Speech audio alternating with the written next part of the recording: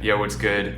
I wanted to just turn on the camera and show you guys some of the things I've been acquiring as of recent, some new pickups. I feel like my style has actually progressed in an interesting way in the past couple of months, and I've grabbed a lot of new stuff. I've sold a lot of my wardrobe. I just did like a huge closet sale and I got rid of like 50 plus items. Lots of cool stuff that I don't think you guys have ever seen before. I got a full list of things I want to talk about, so let's get right into it. Also, before the video begins, drop a like down below, subscribe to the channel if you're new, share the video with a friend, and drop a comment down below. I'm curious, what is your favorite item that is showcased throughout the video? Let's hop right into it. All right, starting off with a pair of shoes actually. These are the Balenciaga Tyrex sneakers. I believe this is the first variation. I think these came out 3 or 4 years ago maybe. I'm honestly not too sure, but I've always thought they look really sick, and pretty much every single colorway that they've dropped are really cool. This is the black and silver colorway. There's another one that's really similar, which is a black and white colorway. There's a black and black, there's a red. There's just so many color variations and they're so sick. They're so complicated in their design as well. So many overlapping layers going on. It low-key looks like an AI designed shoe, which is kind of insane. And then just says Tyrex, which is front and center on the toe. That's what the back looks like, side profile. They're actually like really comfortable and they're so heavy. As you can imagine, a shoe with this many layers going on is gonna be so ridiculously heavy. They're kind of like a mix between like a soccer shoe and a running sneaker, but there's no tread on them at all. They're pretty flat. They have this really weird heel situation. I don't know. Demna really cooked with this pair, honestly. That's the first pair of shoes. Next up, actually, I want to talk about this polo that I'm wearing. This is a autumn-winter 06 Dior sequin polo from the Eddie Salamain era. And just a really clean little polo. I've been super into polos as of recent. There's a couple of others that I'm gonna show in this video. And this one's just super minimal. Minimal, as in it's all black, short sleeve polo, ribbed sleeves. And then it has really sick sequin design that is on full display if I'm not wearing anything over it. But if I throw on a jacket or something and have it unzipped, then all you see is a little peek of the sequin. Something like smart and casual, I've just been wearing it a ton. I also have a long sleeve version coming in soon for the colder weather months, I guess. Yeah, I've actually had my eye on this for a while. I think of the first time I had it pinned, it was 6 months ago. And I just never really thought to pull the trigger. And then of course it sold, and then eventually the guy relisted it. So I ended up grabbing it for the low. Hopping over to a couple of tees. There's a lot of tees that I've picked up, but I'm trying to keep it slim. I'm only trying to show a few at a time, I guess. I'm gonna start off with a couple right now. This first one is a Twisted Metal tee, which is honestly not a great game from the PlayStation 3 era. So many Twisted Metal games, and I honestly think we're due for a resurgence in this franchise. Got Sweet Tooth on the front right there. And this is from 2011, I believe. Either 2011 or 2012, I'm blanking now. But for being not as old as it is, it's so perfectly faded, perfectly cracked. Nothing on the back, just perfectly faded, nice beautiful gray moment. I think I got this for $15, I wanna say. And there are some people that are absolutely taxing on it online. Next is a crazy one. This is a Counter-Strike Condition 0 tee. I have a few Condition 0 tees, and a couple of them that I have, I've got 3 now that have the same back hit that I'm about to show, with the buy menu on the back. It's got a lot of the weapons in the game. It's got the price, the caliber, the clip capacity, and the weight loaded. Really sick. It's got the classic typewriter font. Such a banger t-shirt. A lot of people don't know this. I think I've spit this fact a couple of times, but the Counter-Strike logo is like a twist on the Half-Life logo, like the Lambda, but obviously with the Counter-Strike model running. Super low-key t-shirt, just been wearing it a ton. Again, another beautifully faded tee. A couple little gaming tees. Let's switch it up and let me grab maybe an accessory. Okay, first accessory is actually on my wrist right now. A lot of you guys know that I usually wear my Bulova watch with the black leather strap. It's a 1932 Bulova white prince jump hour. Super rare piece. I've had it serviced a couple of times. That's just like my go-to. I pretty much never take it off. However, I recently stumbled across this little guy. I do need to get it fixed, so it's currently not in working condition. I took it into one guy and he couldn't find the parts to get it fixed, but he suggested another place that I'll take it to probably this weekend to get it repaired. It's a crazy piece. I'll get some better B-roll actually, just because it's hard to show, but this is an Omega Equinox. This has been dubbed the Reverso because it has the same flip mechanic as the Jaeger Reverso watch. So on one hand it has, or literally one hand, on one side it has the analog style dial with the hour and minute hands, and then you can actually flip it. You can push it out, flip it over, snaps in, and then it becomes a digital watch on the other side, which is insane. And that has this beautiful bracelet, very reminiscent of an AP. Has all the links on it. It's got the Omega hit on the back. This thing is a piece. The guy that I took it into who couldn't get it fixed, he was like, man, as soon as you get this thing fixed, this is worth a shit ton. So definitely hang on to it for a while. And it also needs like a slight cleaning. I hope maybe you guys can see it right now. Let's see, hold back a little bit. It needs a little cleaning on that side, but it's such a unique piece. I do need to get it resized as well. I just want to have it all done at one time. That is what I've got on the wrist right now. And then the other accessory, if you want to even call it an accessory that I picked up, is, maybe you guys saw the reel that I posted or the TikTok. This is an Enfant Riche de Prime, aka ERD Crack Baby lighter case. Such a wild item. ERD is obviously very well known for super out there controversial items, and this is no stranger at all. It just reminds me of the Trainspotting scene with the baby that died and then is crawling on the ceiling and stuff. A tabletop lighter, so it kind of just sits on something like that. It would be cool though to take it in somewhere and have hinges put in on the legs, so then the legs could fold up and then you can latch it down again to be like this. But super cool item. ERD Crack Baby lighter case. To my knowledge, there's only 5 of them in existence. I don't know if that's true. That's like what I see online. And I originally was gonna sell this thing, but I think I'm just gonna keep it. It's kind of cool. So I love like crazy items like that. It sits right on the little knick-knack shelf like that until it gets used. But let's move on to the next item. All right, just had to swap out of the trousers that I was wearing because I wanted to show you guys this next couple things. It's something that you guys have been requesting for so long. You guys have been extremely patient. It is new SOMAR denim. So there's 3 pairs coming out on the 21st of June, which is a Saturday at 9 a.m. PST. And I think you guys are gonna like it. The first one that I'm gonna show is gonna be like the most wearability, I'd say, and that is the Pequod Denim, which is extremely similar to the Ahabs. It is pretty much identical to the Ahabs, except it has a couple changes to the fit to make them slightly wider. Has a slightly longer rise, has a slightly wider thigh, has a slightly wider knee, has a slightly wider hem opening, then entail like a slightly less like flared fit, if that makes sense, or more of like straight wide leg pair of denim. 14-ounce raw selvage denim with the beautiful quick draw pockets. This is actually the sample pair. I was wear testing. I've probably put about 100 wears into this pair, and you can see like beautifully they've broken in from like raw starchy denim. There's only one small change that I'll show because I've just started wearing the new pair. So I'll point that out in a second, but as you can see, some really beautiful heel bite going on in this pair. Yeah, this has just been like a go-to pair of jeans. If I want something wider than the Ahabs, then I'll just rock these. Let me show you the finished production pair that I just started wearing because these have now been retired.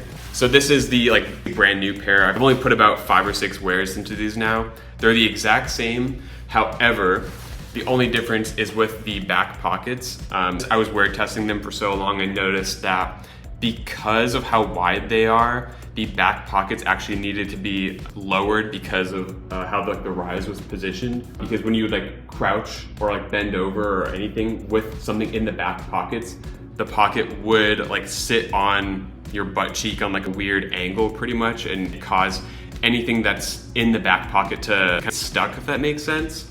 So now they actually sit a little bit lower, they sit perfectly. That's been the only change, but other than that, these are just super sick and the rollout is insane. So that's the first pair, the Pequod Denim, the Raw pair. And then there's two more pairs that I'm so stoked for.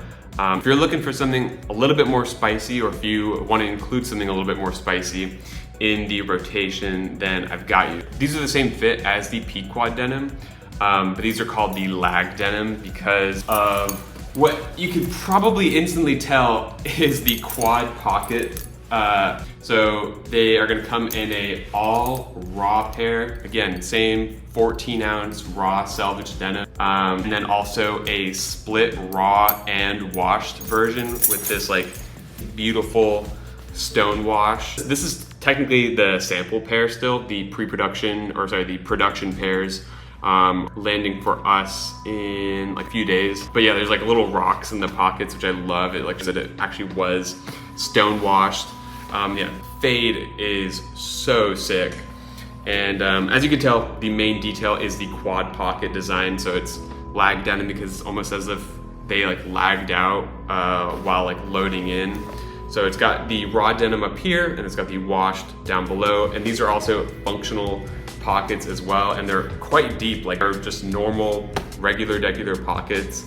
It's got the same like rivets down here as well, rivet. It's got the SOMAR badge up top, on both ends as well, which is so sick. And then that's what the backside looks like. The production process though is freaking annoying. They've taken a really long time because of the process of how these are made. This bottom half basically has to be washed to get this fade, and then you have to do another production line process to sew on and construct the top half.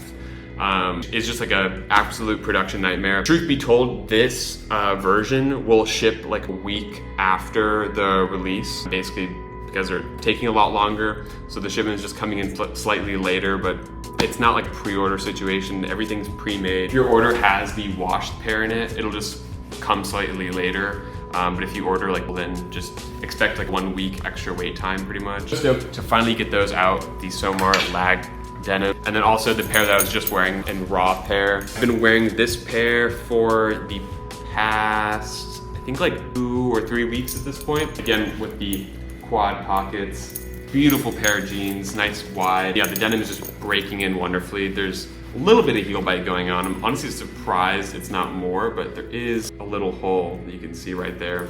Yeah, I love these jeans so much. So yeah, June 21st, 9 a.m. Do not miss out. Please do not miss out. We're rolling onto the next items.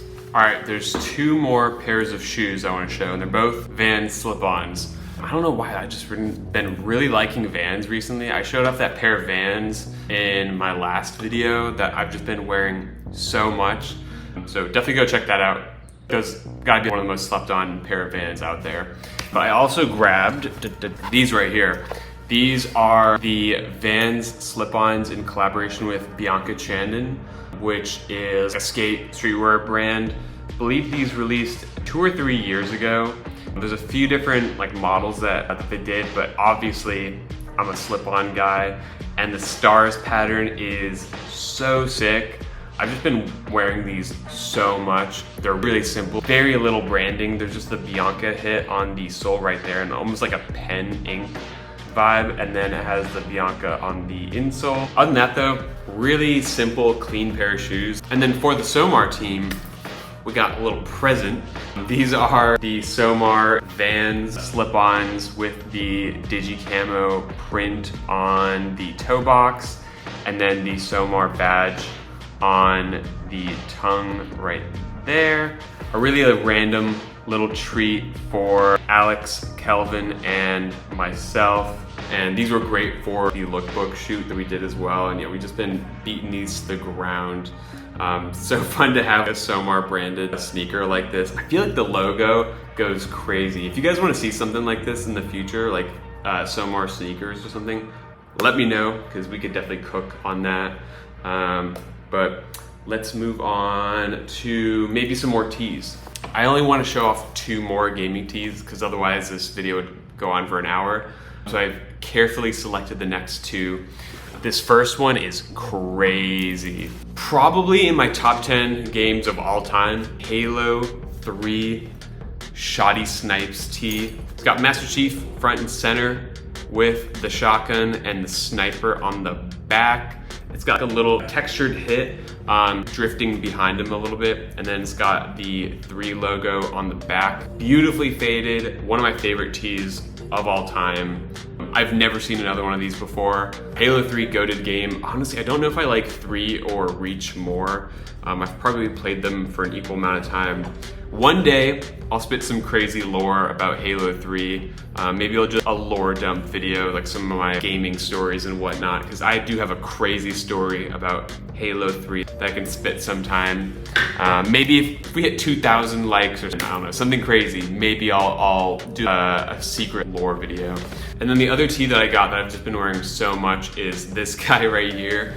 This is a StarCraft 1 Protoss tee on the beautiful Power Pro Onita blank, one of the best blanks as well. Again, beautifully faded, doesn't get much better than this. And then low-key, one of my favorite things is when vintage tees print black ink, because normally if it's on a black tee, they'll skip that screen entirely and it'll just be all the other colors, which kind of makes sense. But this one has the black ink on it, so you can see a little bit of that sheen from the silhouette of the Protoss portrait face.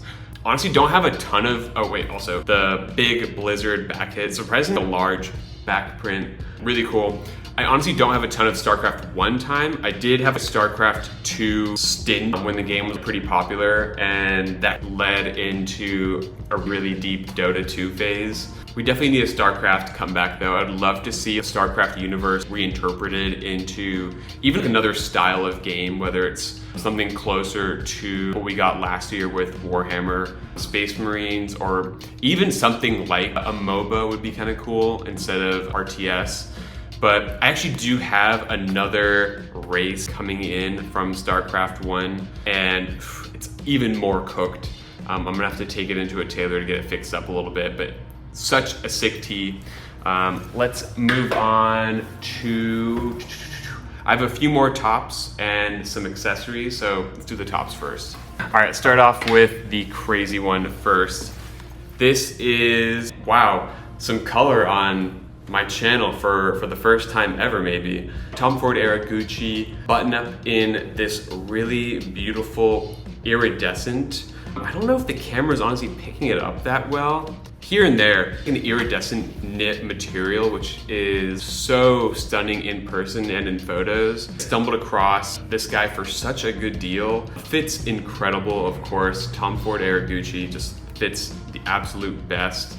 31 or length before, which is way too long. So I wanted to show this guy off real quick. Really sick. I just love that color. I do want to do something iridescent in the future with SOMAR, so maybe. And then next up is, it's a wild card.